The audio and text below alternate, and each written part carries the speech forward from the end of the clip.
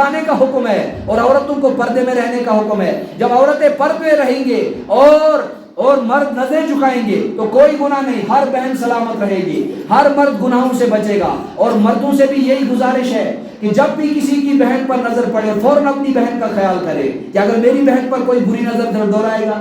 جب بھی کسی کی ماں پر بری نظر پڑے فوراً سوچے اگر میری ماں پر کوئی اسی طرح بری نظر ڈالے گا جیسا میں اس کے بارے میں سوچ رہا ہوں. اگر کسی کی بیٹی پر بری نظر پڑے فوراً یہ سوچے اگر میری بیٹی پر کوئی بری نظر ڈالے گا. نبی علیہ السلام نے فرمایا، کتابوں میں لکھا ہے، ایک دکاندار تھا، سونا بیچتا تھا. اس کے پاس ایک عورت آئی سونا لینے کے لیے، اور اس عورت کو، اس مرد کو، سنار کو، دکاندار کو اس عورت کے ہاتھ بڑے اچھے لگے کنگن پہناتے وقت. اس نے اس عورت کا ہاتھ کنگن لگانے کے بہانے سے پکڑ لیا، لیکن دل میں ارادہ تھا گناہ کا. اب اس کی بیوی بیچاری گھر میں تھی، ان کو گھر میں تھا ایک نل کا پانی کا، ہمسایہ ایک آتا تھا پچھلے 10 سالوں سے پانی لینے.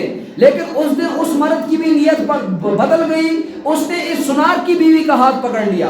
یہ جب گھر آ گئی، یہ جب گھر آیا خامد تو بیوی رو رہی ہے. کہا کیوں رو رہی ہو؟ کہا آج جو ہمارے ہمسایہ جو ہمارے گھر 20 سالوں سے 10 سالوں سے پانی بھرنے آ رہا ہے اس نے کبھی بھی مجھے بری نظر سے نہیں دیکھا، لیکن آج اس نے میرا ہاتھ پکڑ لیا. کہا اصل میں غلطی تیری نہیں ہے، غلطی میری ہے. کہا کیوں؟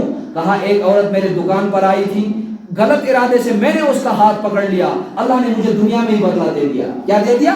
دنیا میں بدلہ دے دیا. تو اس لیے مرد حضرات اس پر عمل کریں، عورتیں اس پر